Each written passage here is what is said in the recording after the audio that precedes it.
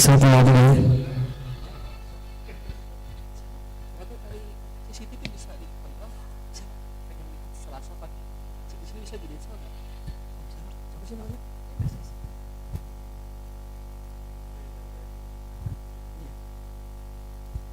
Cek satu dua tiga. Seperti yang lain. Ya apa cuman audionya pak? Kenapa? Di kipa nggak gaber. Cek satu dua tiga. Cek. Dulu pak. Cek satu dua tiga.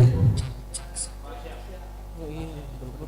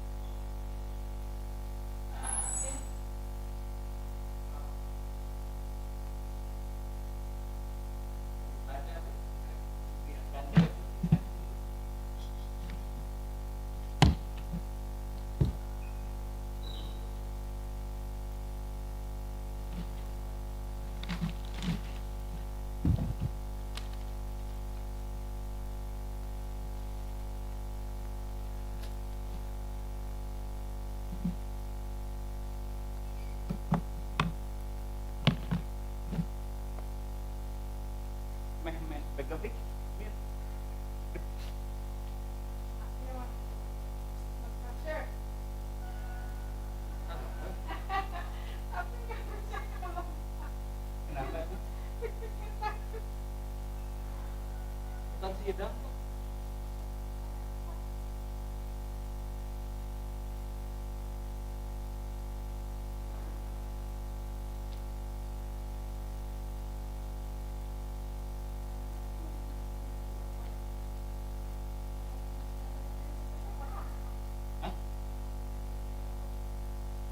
Nggak tahu. Mana sih?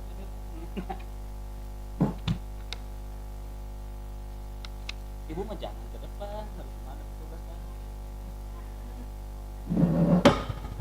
Minta maaf sih.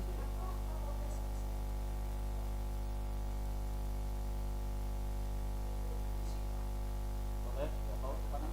Jangan itu ibu, saya.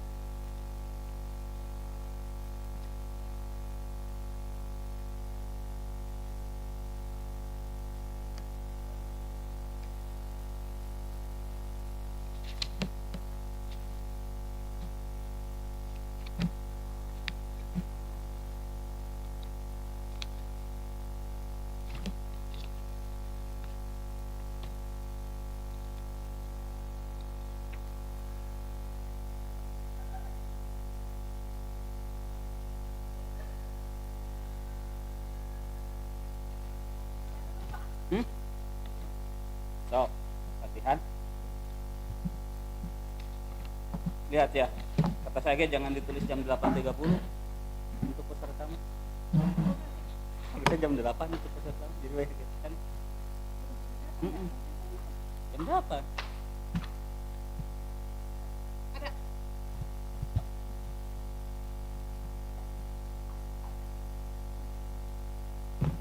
Aku latihan.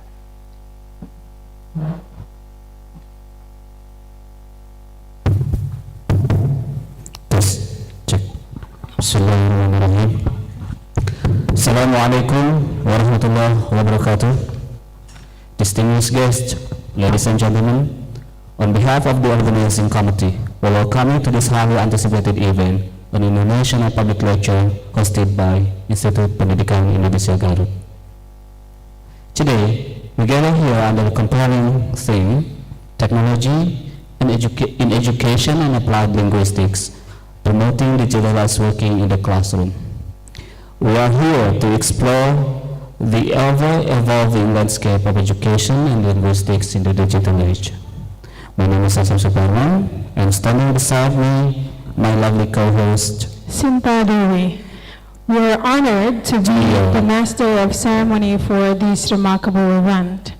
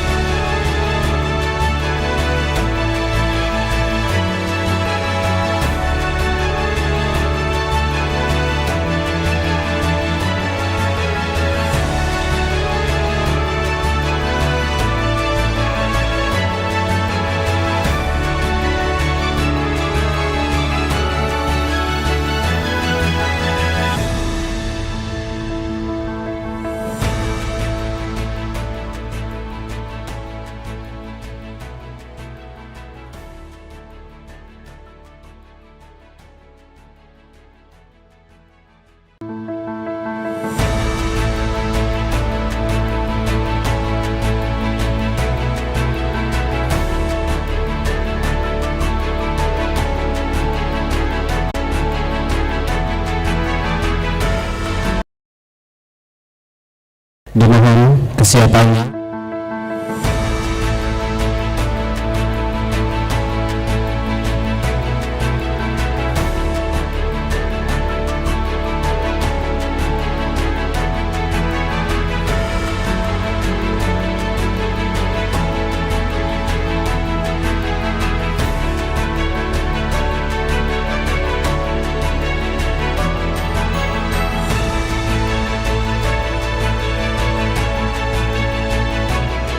Assalamualaikum warahmatullahi wabarakatuh.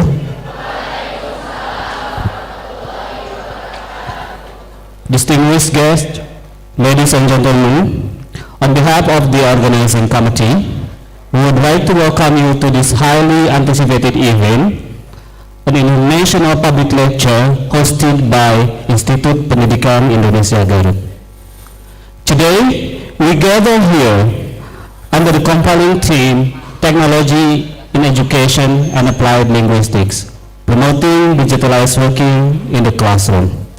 I am Asap Suparman, and standing beside me, my lovely co-host, Sinta Dewi, and we are honored to present as the Master of Ceremony for today's event. Ladies and gentlemen, our Studium General today is the celebrations of knowledge, innovations, and the relentless pursuit of learning. And then we are honored to have a very well-respected speaker and also a very wonderful guest today. So we would like to extend our warmest welcome to the honorable keynote speaker, Professor Dr. DINA Smith.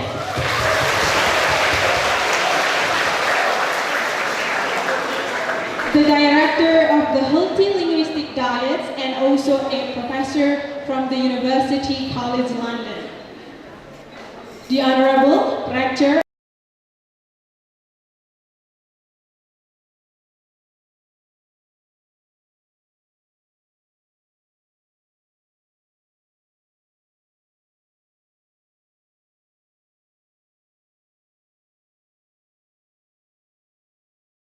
Graduate Studies, the representative of each faculties in Institut Pendidikan Indonesia, the remarkable Miss Ince Dian Apriliani, a PhD candidate from University College London. Thank you for coming.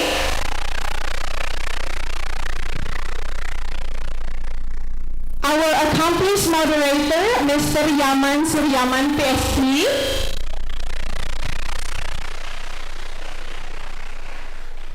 The chair of the event, Dr. Yustika Nurfazia.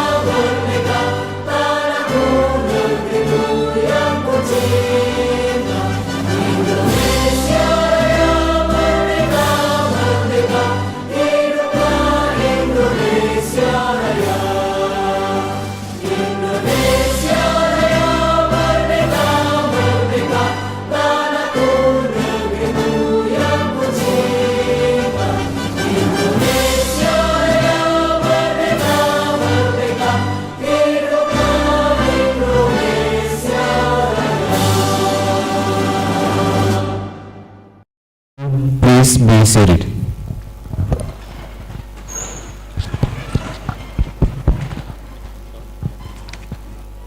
Ladies and gentlemen, for a brief moment, I would like to invite you to immerse yourself in the rich cultural heritage of our land. You will be treated to a mesmerizing performance by our very talented members of Gumiwang Group, showcasing traditional dance and also martial arts. To Gumiwang Group, whenever you're ready, the stage is yours.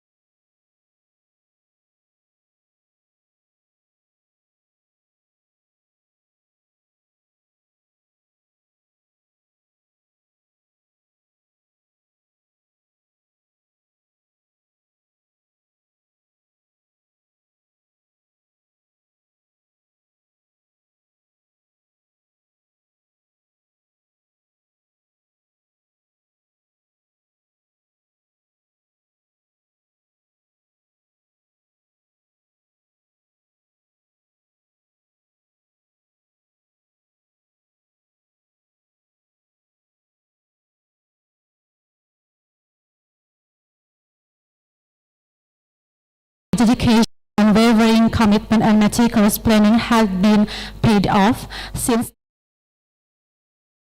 obviously seen that this event has tremendous achievement. Please give our big applause to our number one person in our institution. So in this event, I also would like to say thank you very much to all committee members, to Mr. Irsyad Nugroha MPD, to Ms. Anaratna MPD, to Ms. Sinta, and also Pak Asep MPD, because your hard work can bring us together here in this event. And do not forget, I also would like to say thank you to Mr. Yaman Suryaman PhD.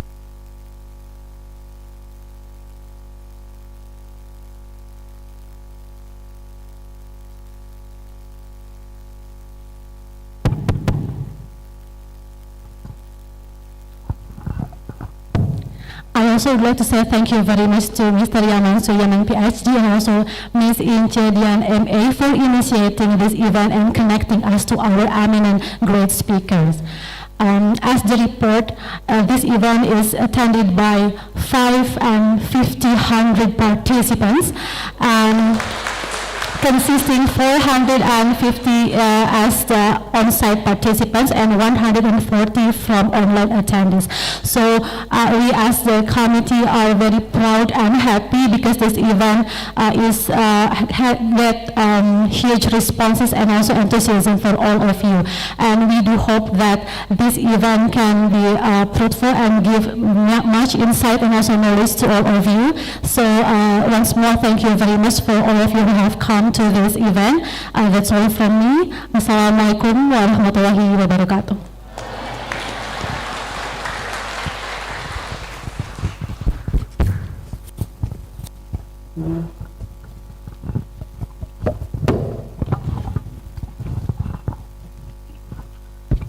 Thank you, Dr. Yustika, for the welcoming speech. Now, it's a great pleasure to invite to the podiums our esteemed Rector of Institut Pendidikan Indonesia, Associate Professor Dr. Nizar Alam Hamdani, for his opening speech. To Dr. Nizar, the floor is yours.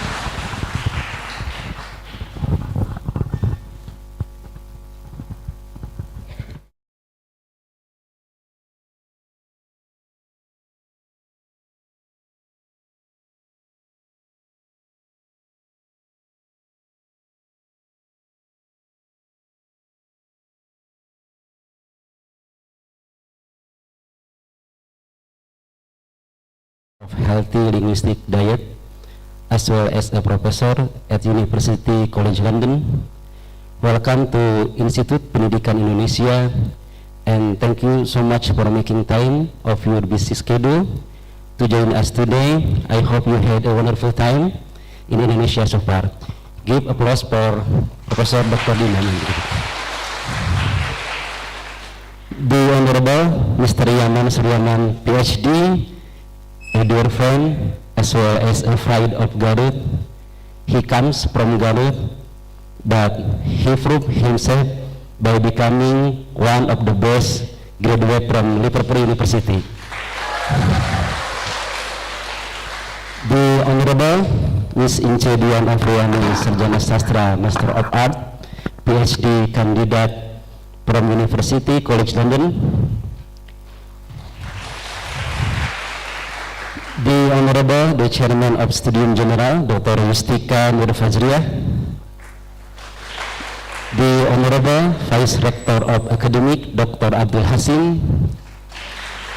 The Honorable Vice Rector of Finance and Human Resources, Dr. Tete.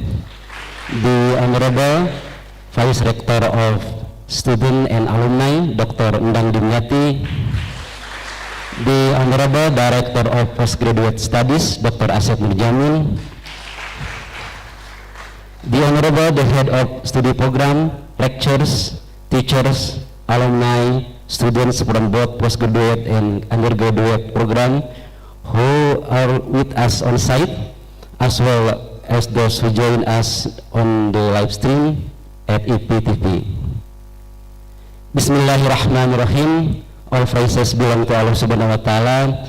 For His generosity, we have been granted this opportunity to gather here at the Studium General with theme technology in education, and applied linguistics, promoting digitalized learning in the classroom.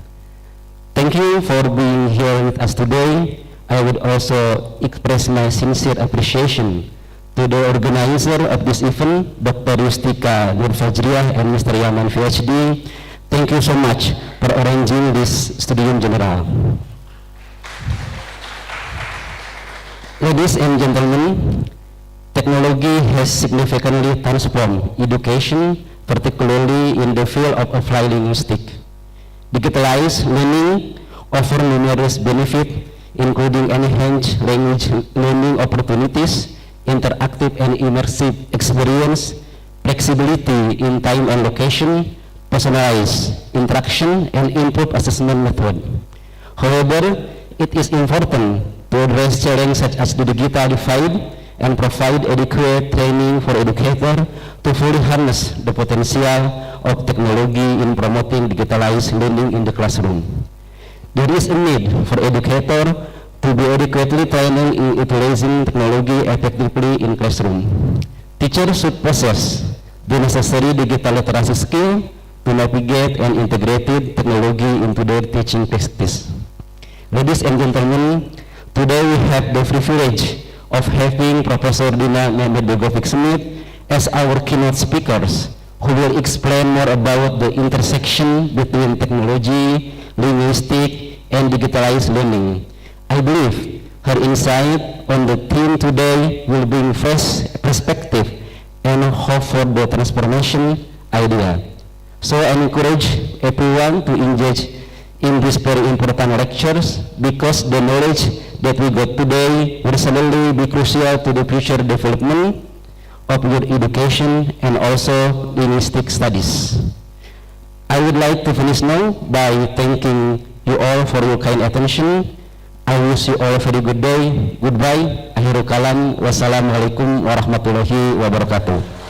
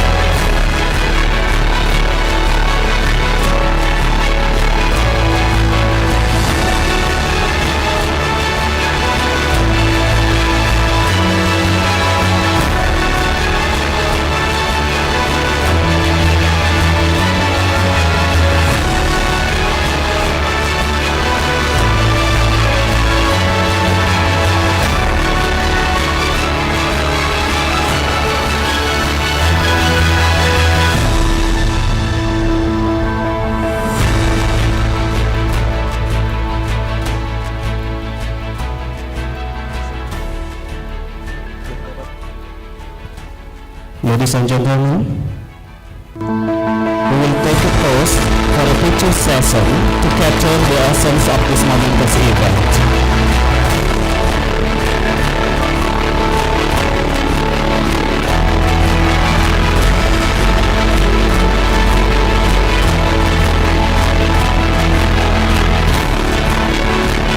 And also, we would like to invite the Gumulang group to the stage to take a photo session with the keynote speaker. Please come forward.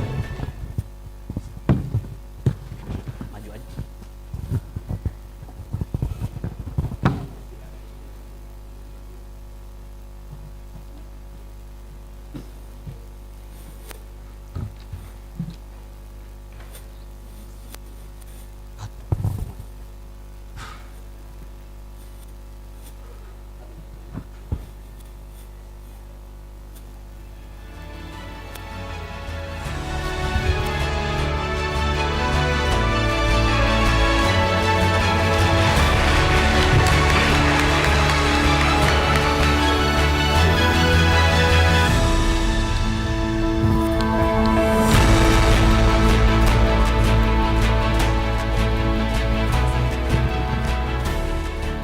Yeah.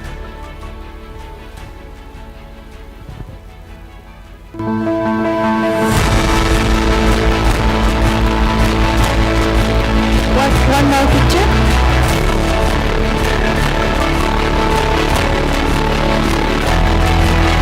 Okay, all the vice rector, vice director, Miss Jamila, you can go to the stage. The vice dean, Bapak Cepi.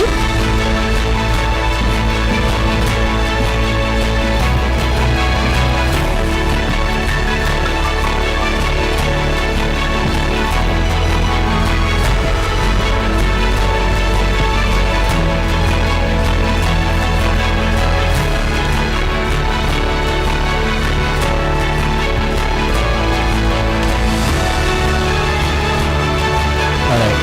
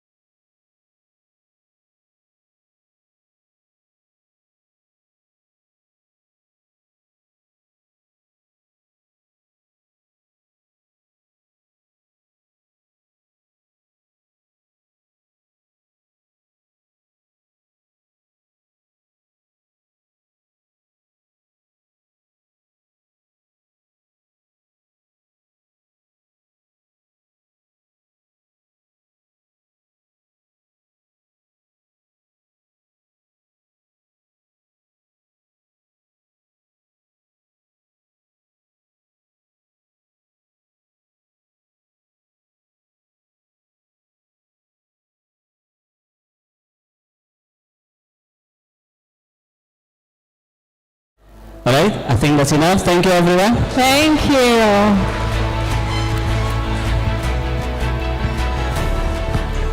Okay, Professor Dina. Professor Dina.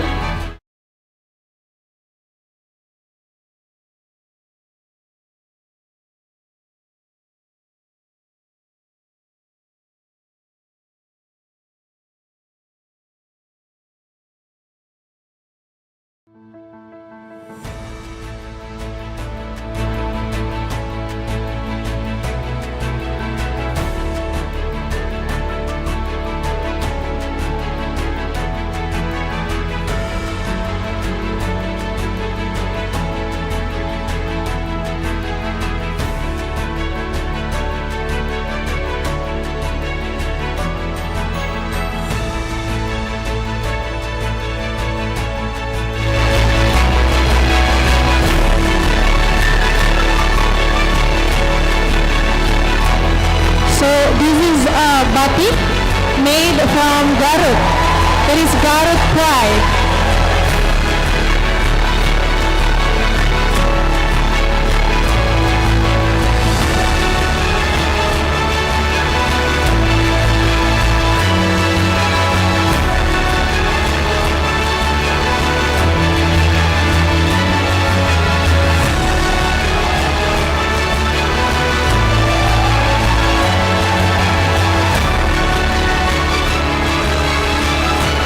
Okay, we still have one more thing. Okay, thank you, Professor Dina. And then now it's very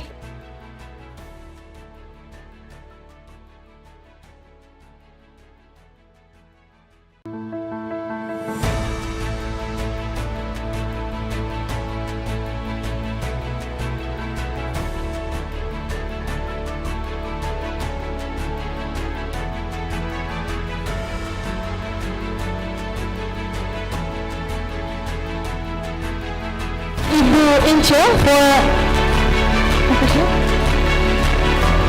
for helping us throughout the event.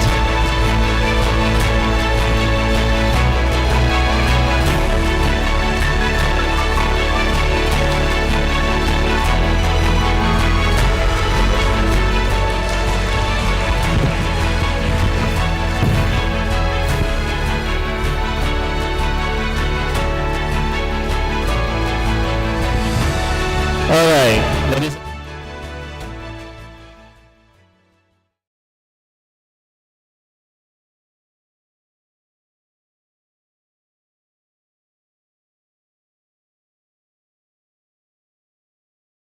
Smith, I'm sure you are excited as I am to hear her valuable insights. So everyone, please join me in welcoming Professor Dina Mehmet Dagafik Smith.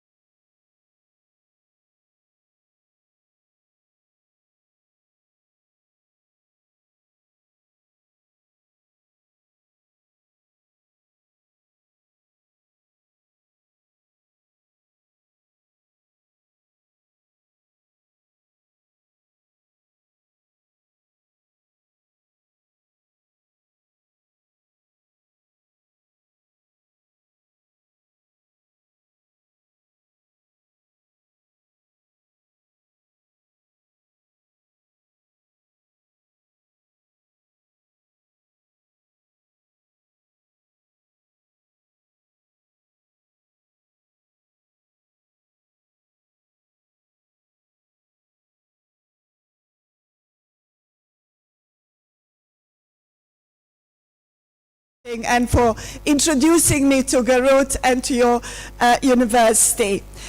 Just to say that I am no expert on digital learning. I am also a learner myself. I'm going to tell you about my first steps of engaging with improving what I do through, hopefully, digital learning. So we are on that journey together. I want to share with you that I also come from the Institute of Education, University College London. We were established in 1902, and we have a very proud tradition of educating teachers for London schools and UK schools. That was like the first activity of our institute, but now we have postgraduate degrees, master degrees, and doctoral studies. I am the program leader for MA in TESOL studies. And I'm also proud to say that our institute has been identified as #1 in the world for research in education and social sciences. I now want to, as a way of introducing what I do, I work a lot with schools in London, with children who are bilingual, multilingual. My main focus is to get everybody who is multilingual to understand the value of their languages. And I've been hearing from colleagues here that your country is extremely rich when it comes to linguistic diversity, that you have 721 language spoken here, which is an amazing resource and linguistic capital. But I'm also hearing that you used to have over 1,000 languages, and that over 300 of them have died out. And we should be worried and concerned about that, and we should be looking to protect what you still have and make sure that there are no more languages lost. And this is a very core of my work. So I want to show you from London a little clip. This is a video that was done for a project that was funded by the European Union, and it brought together 13 multilingual cities in Europe to explore multilingualism in education, in economy, in public and private spheres. I'm very passionate about consulting children, so I went into a London school to talk to 8-year-old children who are multilinguals and to talk to them about how they experience their languages and their multilingualism. So what you're going to see is a video that was done very much on a shoestring budget, filmed by a teacher, and I just want you to experience seeing one of the children in the school talk about learning English. So hopefully the sound will work. Oh. Anybody can help with this? Yes, sure.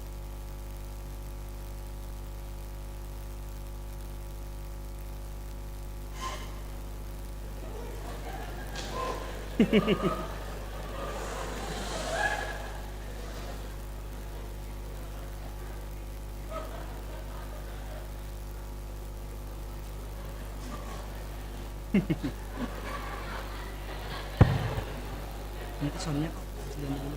Wait.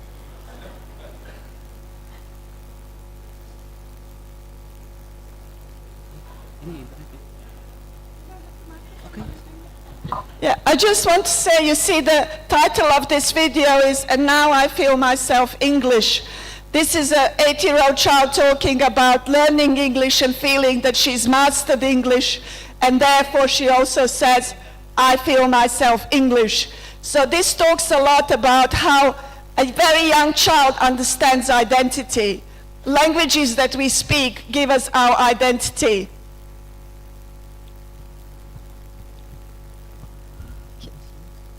Sound.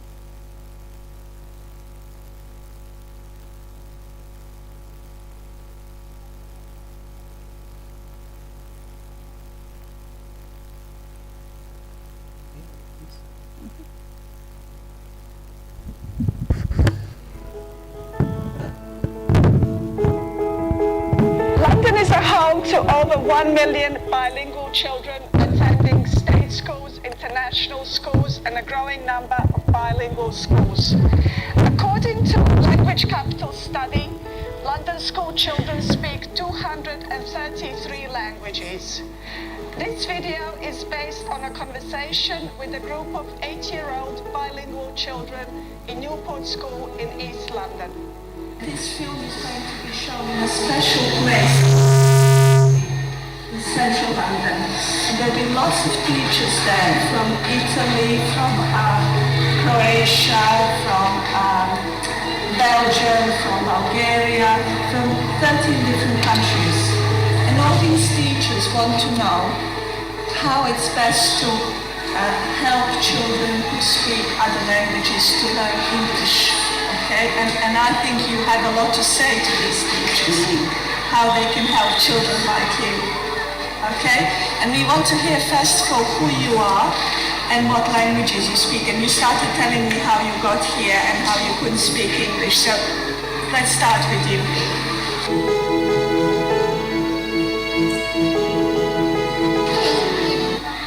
London, and I came to Newport School. I was a yellow kid when I didn't know how to speak English. So when I came here, I just needed a dictionary and I went to nursery. I went to that nursery when I was still this age because I couldn't speak English. It was really hard for me to understand. I could more understand than speak. So now I can more speak than understand actually. So when I came, I still thought myself in Italy and sometimes I got confused and I spoke Italian with someone in English. And how old were you? I was this age. So I was just 8 from a little bit of time. Now I'm 8.5 years old. Okay.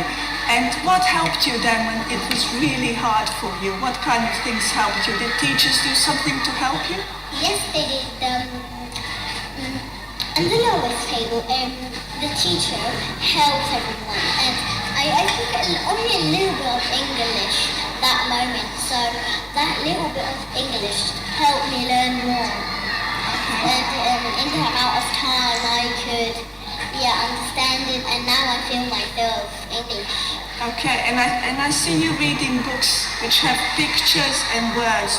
Do you think books like that help children learn English? Yes, because with the pictures, if you don't understand the words, then maybe you already understand a little bit, and the pictures will help you. But now I already read thick books without pictures in English. Excellent, thank you very much. And you didn't tell us what other languages you speak. You mentioned Italian. Italian, Persian. Persian because my origin is Persian and my mother is Persian and my dad is Persian. Excellent. And your name? It's Parnil, P-A-R-N-I-L. Fantastic, thank you. Okay, I would like to... Okay, so... Excellent. Thank you very much for helping me with that. I'm sorry the sound wasn't as good as I expected, but I hope you got a feel for how this child was very proud of the languages that she spoke. She said, my mommy and my daddy speak Persian.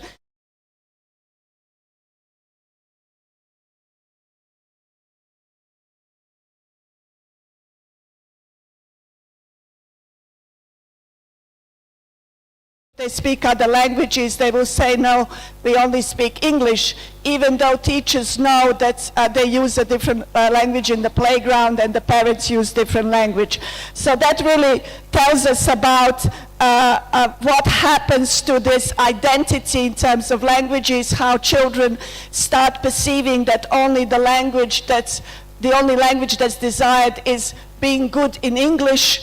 Therefore they don't even want to mention that they are bilingual. So my work is about, giving an approach, developing an approach that will make all children proud of their languages and understand what a big resource it is that they want to use it. So for today, I'm going to tell you about the approach that I've developed. You heard healthy linguistic diet mentioned many times. And I've learned how to say it in your language, Diet Linguistic Yang Sehat. I hope that you will be interested to find out about that. I also will share with you my work on developing an application that supports this approach. And one of your colleagues asked me to talk a bit more about engaging students, making sure that they're not bored, that they're engaged in learning English. So that was a last-minute addition.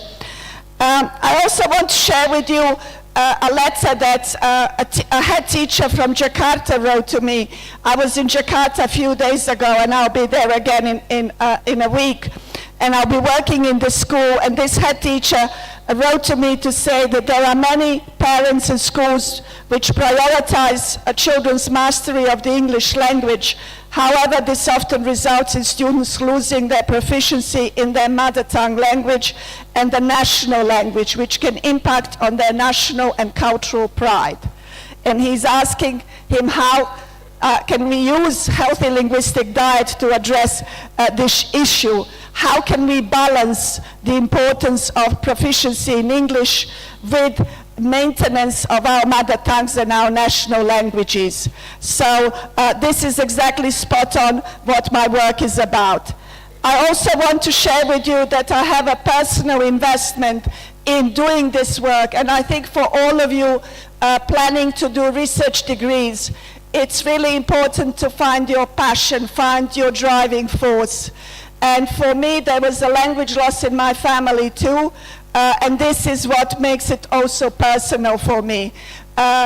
In the picture here, you see my great-grandmother, photographed in 1903. She was of German origin, living at that time in Croatia. During the Second World War, when Croatia was attacked by the Nazis and occupied by the Nazis, German was not the language that people wanted to hear. It was the language of the enemy. And she was very embarrassed to be German at the time. So she wanted to commit suicide, actually, and she jumped off a bridge, but she was saved by the fishermen, and hence I'm here today in front of you. But that just tells you how language is really linked with our identity, not only personal, but how we position ourselves in the society. This is on the other side of this photo, everything done bilingually in German and in Croatian. After the Second World War, many people of German origin didn't speak German anymore, again because all the kind of wounds sustained in the war were hurting. The country was destroyed, people lost their family members, nobody wanted to hear German, so people stopped speaking German. They didn't teach their children to speak German anymore. But then there is a revival of German now, people who are from German minorities focusing again on teaching their children and learning themselves German. So I was fortunate to supervise a PhD student who was working on exploring ethnic minorities in this city of Osijek, where my family is from, and to learn more about revival of German. I'm also very involved in mapping and identifying languages spoken in London. This is one of our landmark studies, Multilingual Capital, done in 2000, and then we had the update in 2010. What you see is the map of London. London is a global city of around 10 million population, and we have 33 local authorities that make up London. Does anybody want to guess how many languages we have represented in London? I'd like to hear from students. Who can get up and just say loudly what they think? Do we have any brave people who want to just have a guess? 300, that is an excellent guess. First study identified 360 languages, but then this study identified 233 languages. This is because languages are classified in a different way now. And one of the biggest linguistic groups in London are people who speak Bengali. So if you go to London, you can go to Brick Lane, which is very famous. It's been described in literature, in films. You will see that everything is written bilingually in English and Bengali. Can I see show of hands people who actually visited London? No, okay, well I hope that it's on your list, okay. I also want to say that I've been working a lot with the European Union, and healthy linguistic diet is endorsed by the European Commission for multilingualism, and it's given as guidance to all European member states. So I've been working a lot with Italy, with Portugal, and we have in the European Union there are 24 official languages, which means that you can have all the documents, this report you can have in 24 languages. So European Union is very committed to keeping multilingualism healthy and going. I'm also pleased to say that healthy linguistic diet is included in this landmark book on plurilingual language education. Plurilingualism is a new concept, well, relatively new concept that's promoted by the European Union, which is, has very important key shifts in terms of our thinking about language education, because the ideal for learning a language and developing your language skills, it's not to become a native speaker, but to become an effective communicator, which means that you are drawing on all your knowledge in terms of languages and cultures to become this effective communicator. It also acknowledges the fact that we are language learners throughout our lifetime. When you think how languages change because we are using Twitter, we are using blogging, we are using different applications, there are new words being recognized every year and made part of our dictionary. So the language is a living organism that keeps evolving, and we keep evolving with it. But also this is a recognition that we can only have partial knowledge of any language that we use. And this includes our home language, our first language. I don't like using the term mother tongue because it is gender bias. It excludes fathers. It's not only the mothers who pass the language, it's also the fathers. So home language is more inclusive and includes grandparents, includes siblings, includes community. So in terms of the key issues that I'm addressing is that, for example, in Anglophone countries where I work in the UK and the US, many young people don't see learning a language as a key skill, as something that's really important for their education, because English is so widely used across the globe, and lots of children feel speaking good English is enough. They don't need anything else. So in the UK, over 50% of our students decide to drop learning languages after the compulsory age, which is the age of 14. This is very young, so they will not continue learning their language.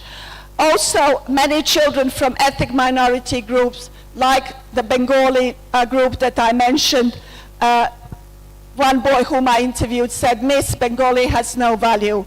It's only valuable in our community. For my work, for my future, I need to learn Spanish and French." So I want to have an approach that will make these children feel, no, my language is also an important resource. So in my work, I've been looking to identify processes which work against people and children understanding their languages as resources. I wanted to find key forces that you can identify across different historical periods and different geographical locations that will form what we call language hierarchies. Language hierarchy is a term that's used to actually conceptualize the fact that many languages are seen as of lower status and not having much value. I was interested to see what these processes are, and I've identified 4 processes that will shape language hierarchies, and I'm going to tell you a little bit about them. Capital accumulation is about being able to have qualifications in your languages.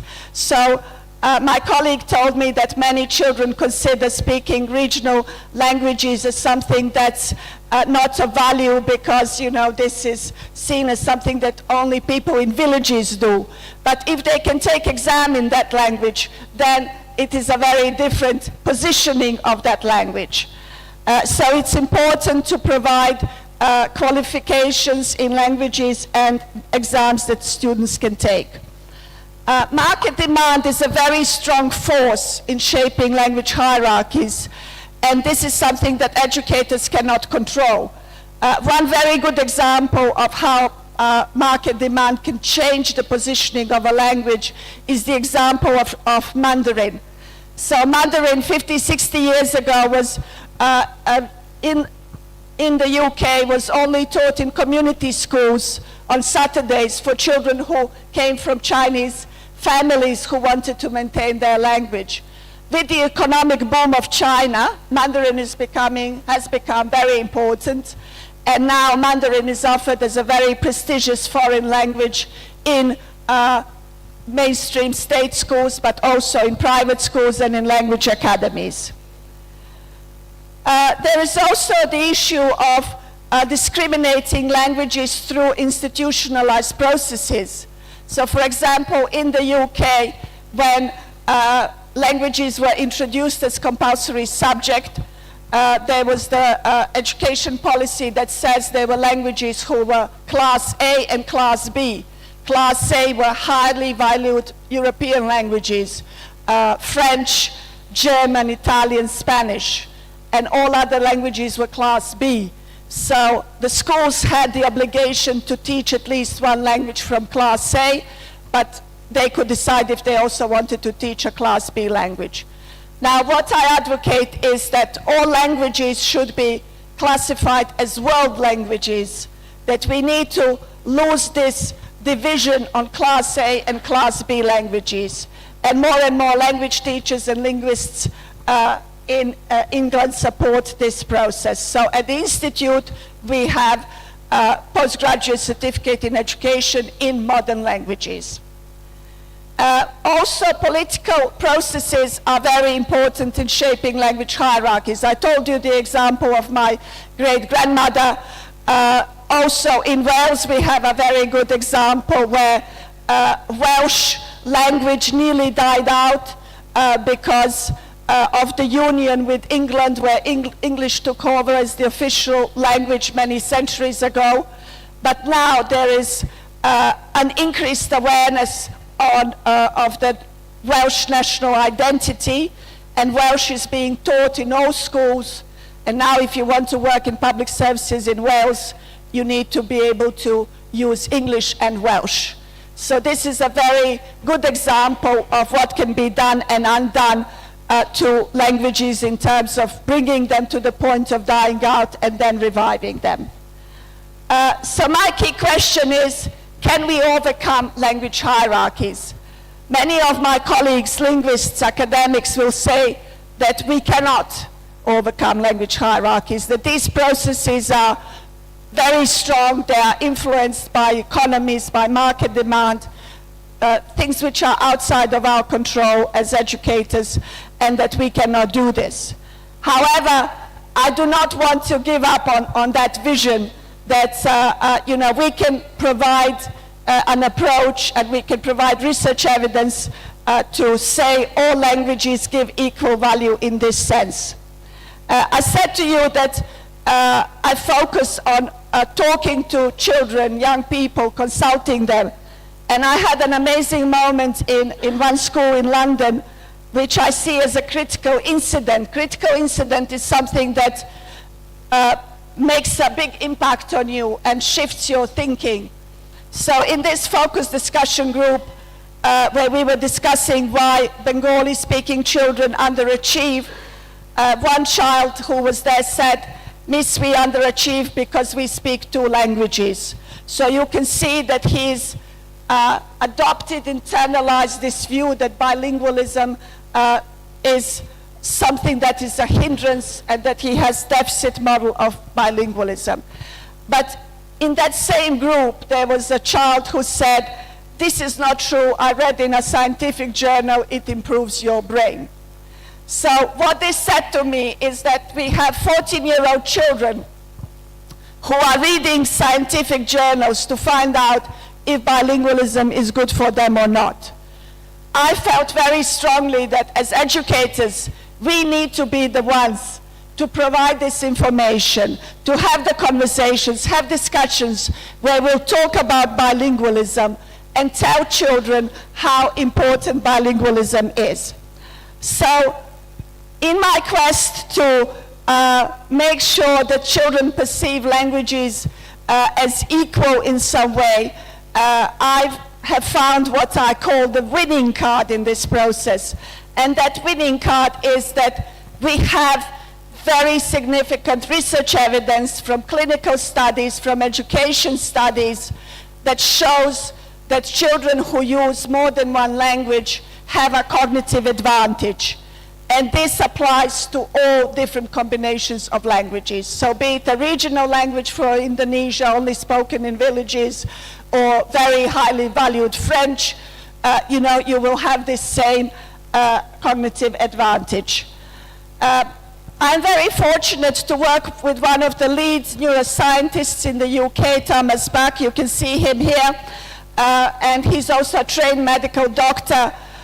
We met through our work in Brussels with the European Union, and he was very enthusiastic to work with me on promoting healthy linguistic diet, because he says, as a medical doctor and neuroscientist, that this is something he also considered but never wrote about, and considering the fact that there are no cures for certain illnesses like dementia, bilingualism can actually help us put off illnesses like dementia, and this is very important in understanding how bilingualism is an integral part of our well-being.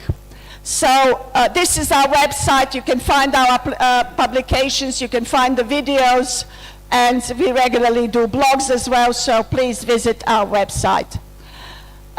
So just to tell you about this approach, our mission is really to shift the thinking that learning languages is only an academic subject. We want to say to everybody, healthy linguistic diet, learning languages is an integral part of our well-being and our cognitive development. We see learning languages as a lifelong habit, something that you need to do throughout your education, your adulthood, and later life. And this will help us equip our brain to function better from early childhood to advanced age. Our very important mission is to reach out to children, to parents, to make sure that you know, the key stakeholders understand importance of bilingualism. So I often talk about speaking 2 languages being considered in the same way as drinking 2 liters of water. Everybody knows that you need to drink 2 liters of water to have healthy body, so in the same way you need to use 2 languages. Our analogy is with physical activity and with healthy nourishment. So in the same way that you need to run to maintain your muscles, your skeleton, your cardiovascular system, or do another physical exercise, to maintain and develop your cognitive functioning, you need to learn other languages and keep using them regularly. This is a brief summary of very exciting evidence that we have from different clinical studies. So for example, executive control, which is the most important function that we have in our brain, that will prioritize what we need to do, prioritize which language to use. If you are using 2 languages, you will enhance the way this part of your brain functions. We also know that the brain will develop extra cells, extra connections between the cells in order to cope with more than one language. And I was 2 days ago at the conference for creative industries. Multilingualism has also proven to enhance our creativity because we are drawing on 2 or 3 language systems, different cultures. We can combine these to find solutions, to find a creative way of engaging with something that we are focusing on. So in England, we have something that's called Healthy School Initiative, which focuses on promoting healthy eating. The kind of motto of eating 5 items of fresh fruit and vegetables a day is something that every teacher will promote. So I'm advocating that also speaking 2 languages should be part of something that we promote under healthy school initiatives. If you looked at my website, I work a lot in Dubai. Dubai I see as being few steps ahead of you in terms of mastery of English in their education in their schools. They've reached a level where children are very good at English, but now the concern is that they are losing Arabic. I interviewed an inspector in Dubai and I asked her, where do you see the future of Arabic in 20, 30 years? And she said to me, please don't make me cry. Because what she's seeing is that children are using English to play at home. In shopping malls, you see families of Arabic origin who will talk to each other in English. So there's a real concern amongst educators that Arabic is being marginalized and squeezed out. In Dubai, in these 2 schools, we've piloted healthy linguistic diet and bilingual teaching. And for the first time, the inspectors actually recommended using more bilingual teaching. All the teachers there are in a way shocked because they said every year the inspectors come and they tell them English only, don't use Arabic. And this is the first time that they've seen the value of using Arabic as well. Also, we had 2 teachers who were classified as under acceptable teaching. When they started using Arabic too, they moved into excellent teaching. These are the children that I've been working with in Dubai, and they tell me, Miss, Arabic is our mother tongue. We need to be able to speak equally well Arabic and English. They also tell me how they want to become businessmen in the future and how they need to also know regional Arabic dialects, Emirati and Qatari and Lebanese. And they also have good suggestions that Arabic should be taught every day because currently they only have Arabic on 4 days a week. So children are very aware of this kind of justified allocation of language provision. Also, they told me how they are aware of language loss. One girl said when she goes back to Egypt, she can see that other children speak Arabic better than her. And, she's reflecting on that as a sort of a language loss. They also asked me if I could ask their head teacher to have some maths lessons in Arabic, because they said we can't do maths in Arabic. We can only do it in English. They haven't got the vocabulary. They haven't got, subject-specific terms. And I keep talking to inspectors and head teachers there to say, Arab nations have led the development of maths. How can we have young generation now not being able to do maths in Arabic? We need to give them opportunity to learn about maths in Arabic.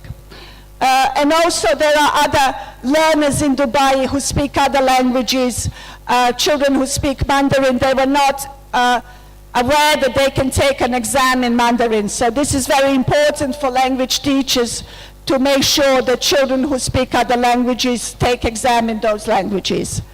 I've also engaged with mothers there And one mother said to me, my mother was a soldier. This is why I speak Arabic fluently. By that she meant that her mother always insisted on using Arabic at home. So parents are very important part of language maintenance process. They are the ones who will be passing, the regional languages as well. And the leadership team is delighted to have, this inspection report that they can work with and build in more Arabic into their teaching. So I was here with teachers in Dubai, and they said, healthy linguistic diet opens up opportunities for me to use more resources. It also means that there is no superior language. Both languages are equal and can be used in teaching and learning. This is very important for children to see different languages used in the classroom, in the school. We give them status. We make them part of our structured teaching and learning. Just some things that I recommend as basics for healthy linguistic diet is encouraging children to read bilingual books, providing bilingual books for them, encouraging them to do their homework bilingually, and also having projects like Big Write, where children write about their experiences in English and Arabic. These are some of the bilingual books and boards around the school where you can see they're learning about expression in English, but they're also putting that in Arabic. And the teachers notice when they write in English, they write very formally, just in their pen, but when they're using Arabic, they're putting on glitter and making drawings, and they're really showing they're so happy that Arabic is part of their teaching. So in these schools, there's also a big emphasis on well-being. They've got student ambassadors who are ambassadors of kindness and well-being. So I'm recommending that we also have students who are ambassadors of healthy linguistic diet, and they make children, encourage them to understand links between bilingualism and cognitive development, and use both Arabic and English on a regular basis. There are many complexities in Dubai and working with children who speak Arabic. One of them is that there are many Arabic dialects, and many of them very different to modern standard Arabic that's being taught in school. So the parents say children feel very confused. They come home, the Arabic that's used around the table is not the Arabic that they heard in school.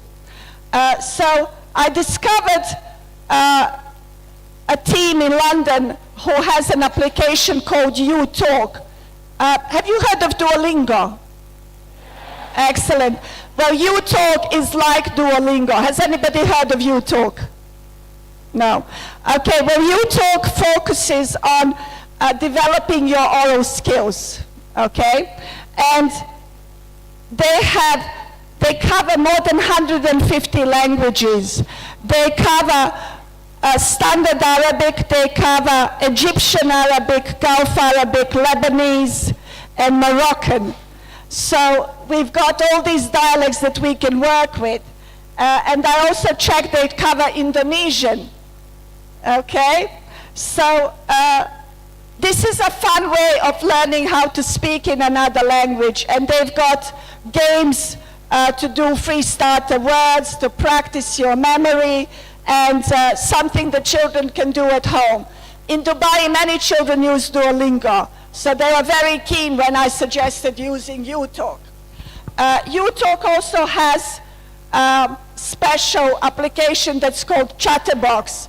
This is for use in classrooms, which means that we can provide banks of words. For example, for science, for maths, for humanities, we'll tell them these are the words we'll be covering this term in science. Can you feed that into your chatterbox? And then this can be used in the classroom, which means a child learning about evolution or acid rain can go into his chatterbox and find out how to say that in standard Arabic and how to say that in his dialect.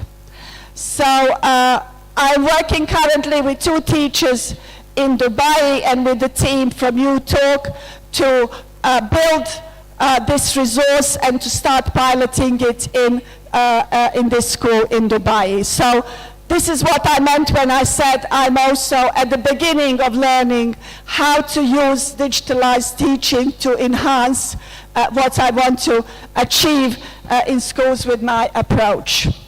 And I promise that I will also tell you about enhancing engagement.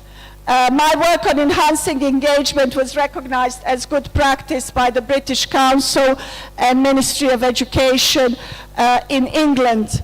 I've developed an approach that's called In Search of High-Level Learner Engagement, which is focused on autobiographical writing, because many children I spoke to said to me, Miss, we don't see the work that we do as relevant to our lives.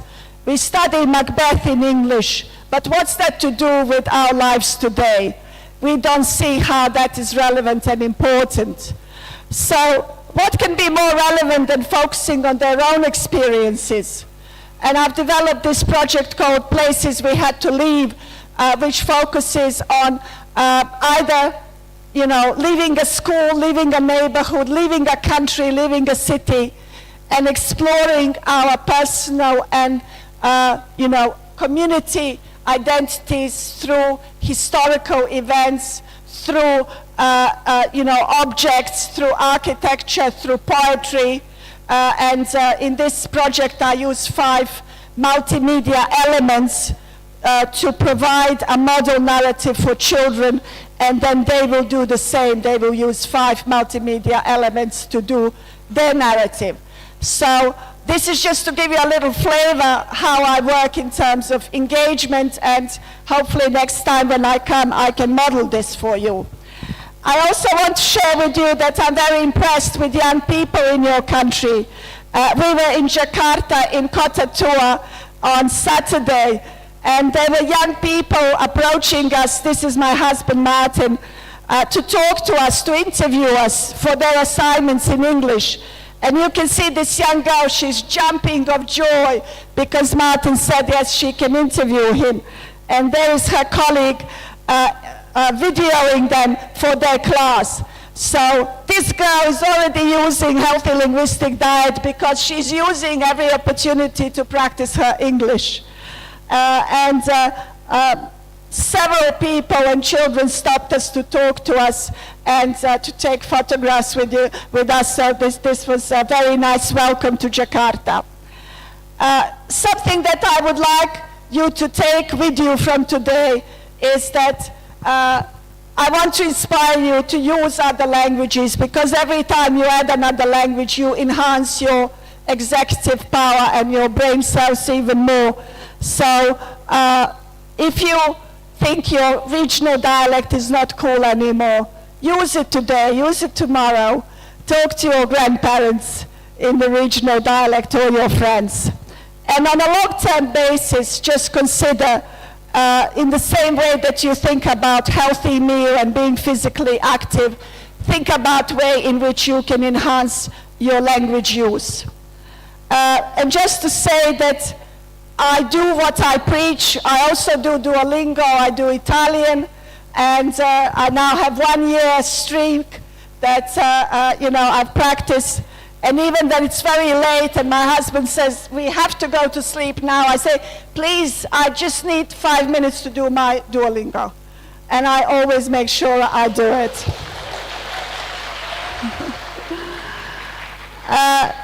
I'd like to thank you, and I'm learning your language, so terima kasih. Thank you for listening.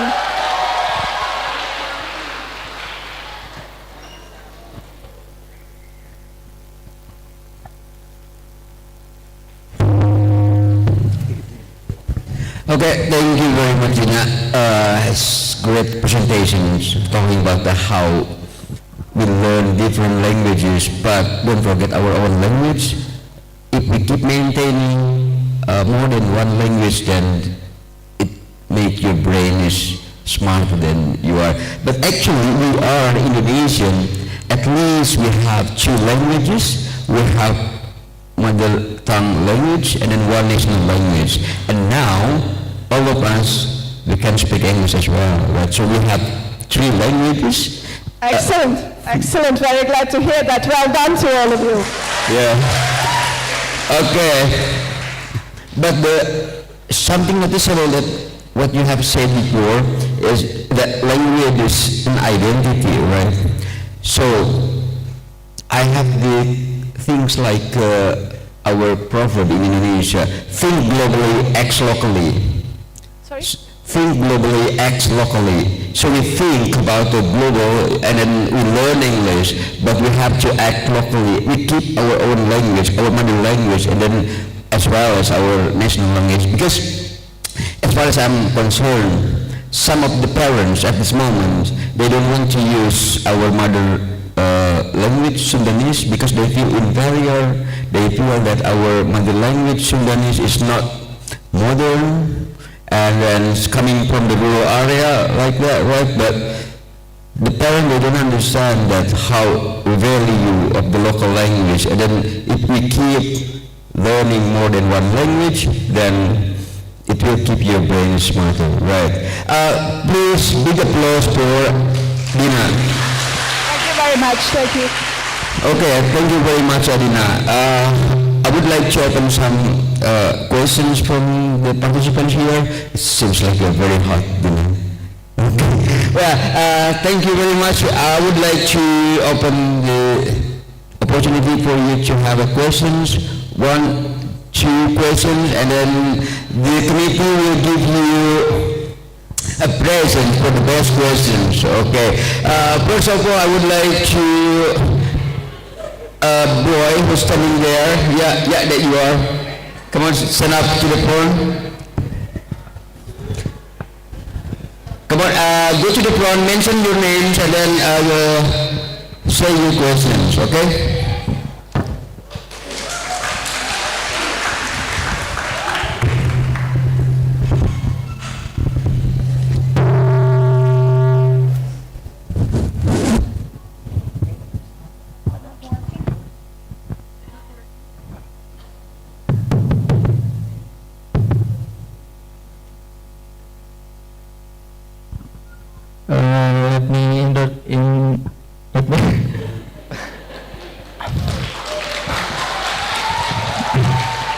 Let me introduce myself. My name is Fajar Nugraha, and I'm from program studi Pendidikan Bahasa dan Sastra Indonesia, Institut Pendidikan Indonesia Garut.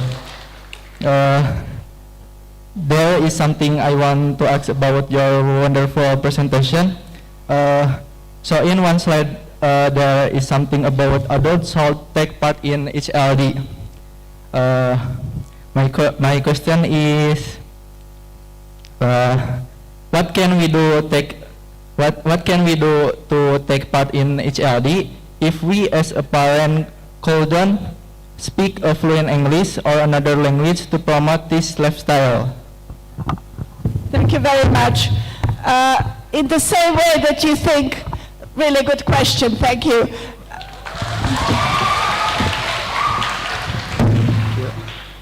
In the same way that you think, how am I going to have a healthy meal today, or what exercise I'm going to do today, to think, how can I use my regional language or English? Can I read something today, news articles, something on the internet?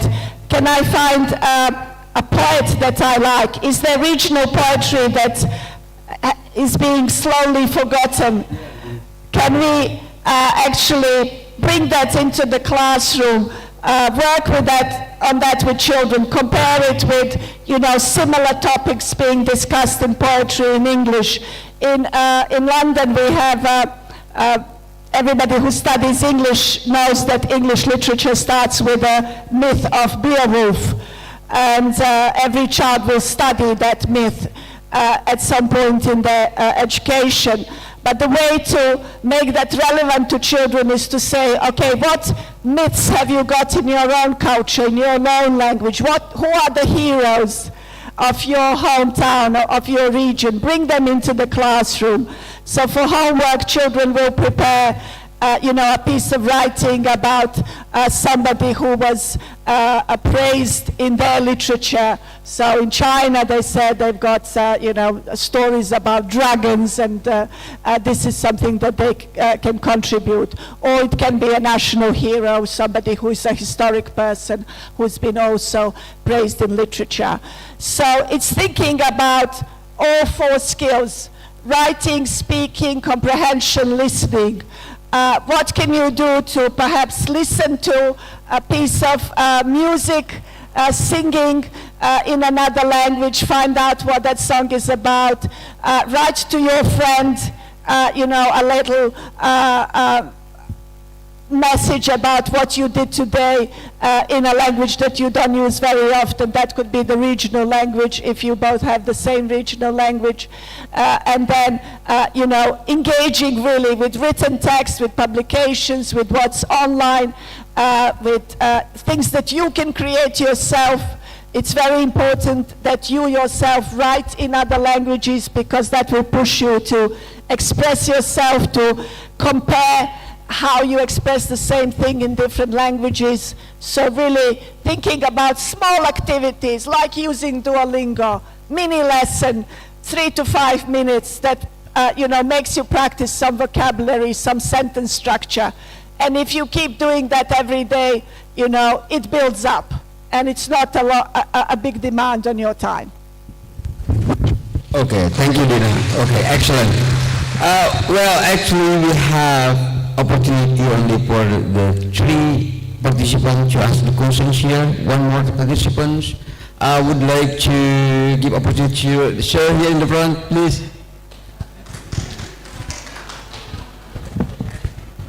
Thank you for this time. Good afternoon, Dr. Dina. Your presentation, your explanation is very inspiring for us.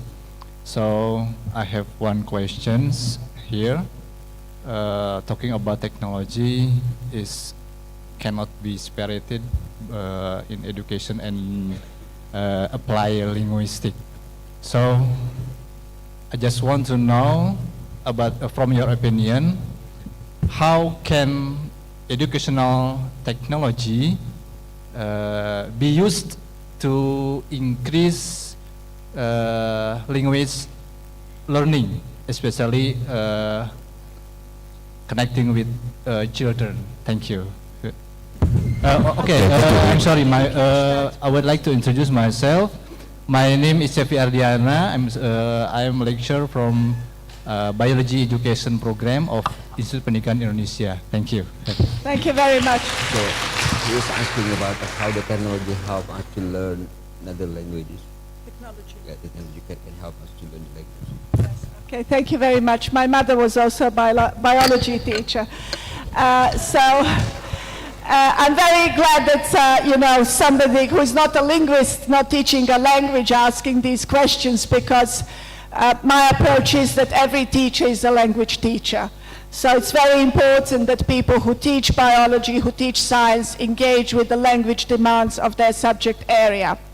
I think what's happening in terms of technology is very exciting, using applications like Google Translate helps a lot with having new children in the classroom. In London, you can have a new child arriving on a Monday without even teacher being prepared for it, with a language that nobody speaks in the classroom.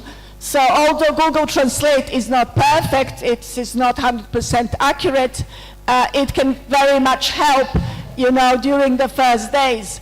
And also going around Jakarta, people in shops, when they couldn't explain to us why we couldn't use our card in their shop, they actually got on Google Translate and showed us in English, why we couldn't use the card there. So, as I said, I am learning a lot about the use of technology. I'm very excited about this app, UTalk, because it not only includes languages, it includes dialects.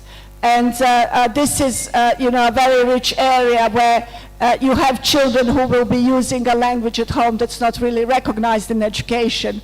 But you want to create bridges for this child, for the knowledge that's gained in a language they use at home, for that to be transferable to, academic functioning in the classroom.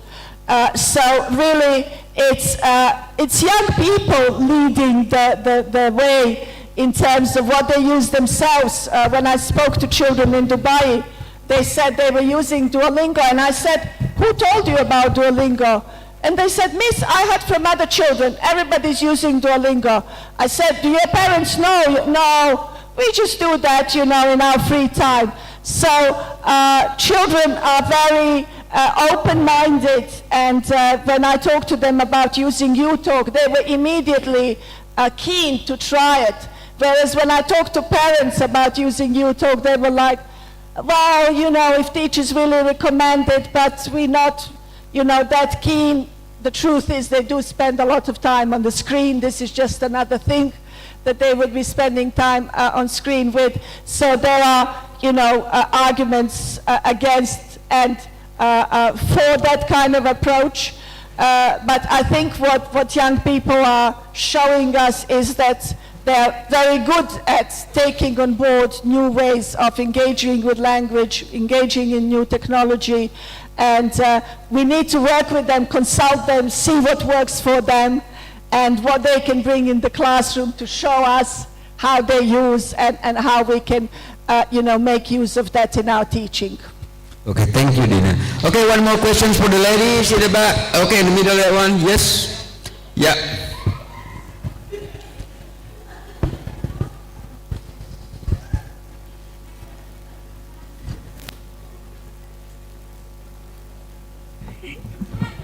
Gini ya.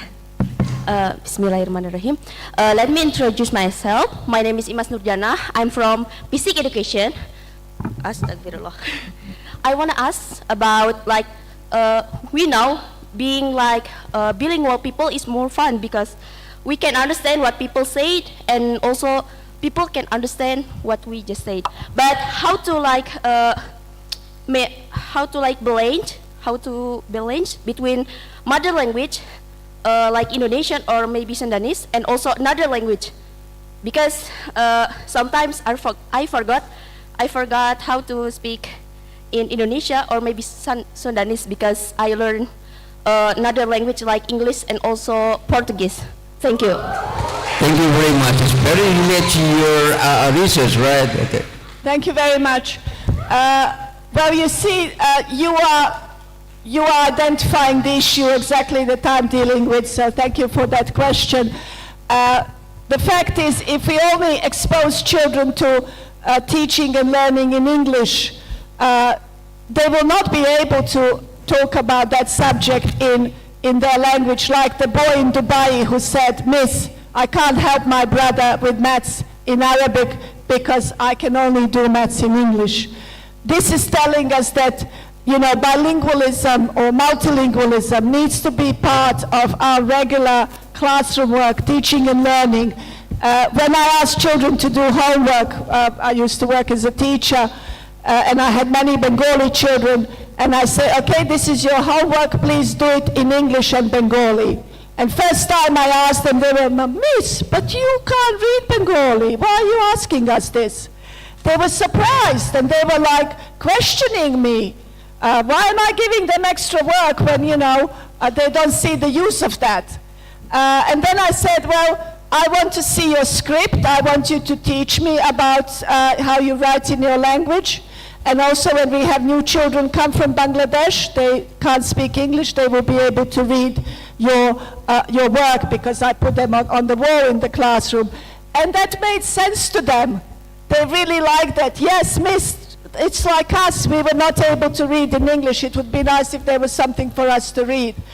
And from that point on, they were not questioning anymore, when I said, and please do your homework in English and Bengali. So it's really about enriching our, linguistic landscape in our education space, in our private space, in our workspace, making sure, we have bilingual displays, we have reference books, and that we ourselves are, switching from one language to the other. We are comparing, we are thinking, okay, how would I say this? How would I explain this in that other language? So again, as I said, like physical exercise, if you run for 3 weeks, you will see improvements in your body, in your muscles. If you stop, those improvements will disappear. And it's the same with language use. It has to be regular, it has to be an integral part of the way you live to keep all your languages, alive and developing and functioning. Thank you, Dina. Okay, thank you for your all questions. For the closing remarks, I would like to say that our life must be balanced, okay, as well as in the language. So keep maintaining your healthy diet, like exercising and also eating the healthy foods and everything like that, supporting to your health. The same ways when you learn the language, right?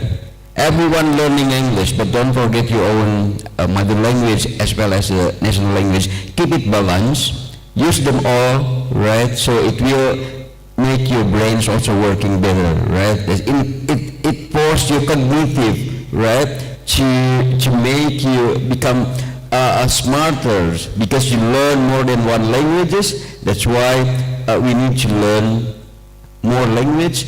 Then we have Sudanese here, and then also we can speak national language. And now many people in Indonesia will learn English. Right. So thank you very much, Dina, for your presentations, and it's a great pleasure. I know that a lot of questions coming from our students and the participants who come to this venue, but unfortunately we have limited times in this event because Friday in Indonesia we have a Friday prayer for men. So thank you very much, and thank you also for the all participants who come here and then online as well. Thank you very much for you coming.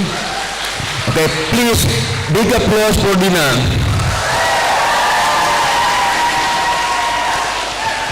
Okay, thank you very much, and then I would like to give this mic to the committee. Thank you.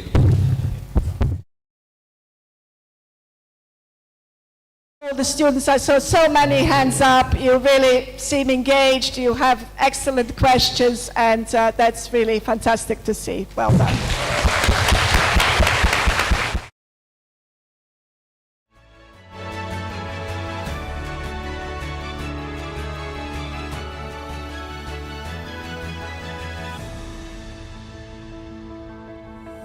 And also thank you to Mr. Yaman for leading the discussions.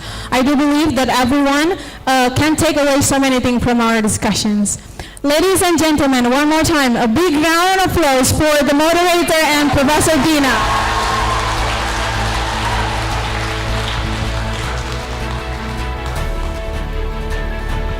Okay, one little information for all the 3 audience who give questions. During today's event, you will be invited to the front desk of If We Get It, because there is a little gift for you from the committee.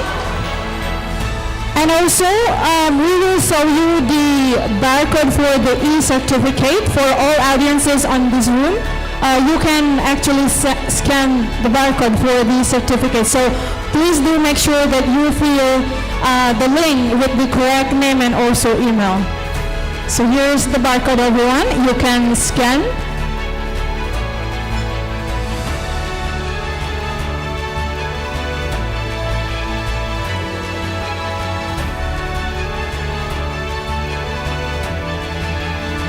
And also for the online participants who have been joining us on the live stream on EPTP, we will drop the link on the WhatsApp group.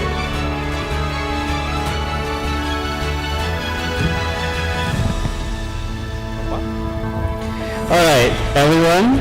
Now we come to the end of our event. On behalf of the organizing committee, we are extending our appreciation to all of you for attending and participating in our event. We wish you a relaxing and wonderful weekend. And to Professor Mahmad Begovic Smith, I hope you enjoy the remaining time of your stay here in Garut.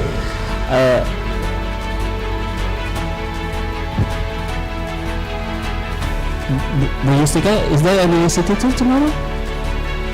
Alright, so... Alright.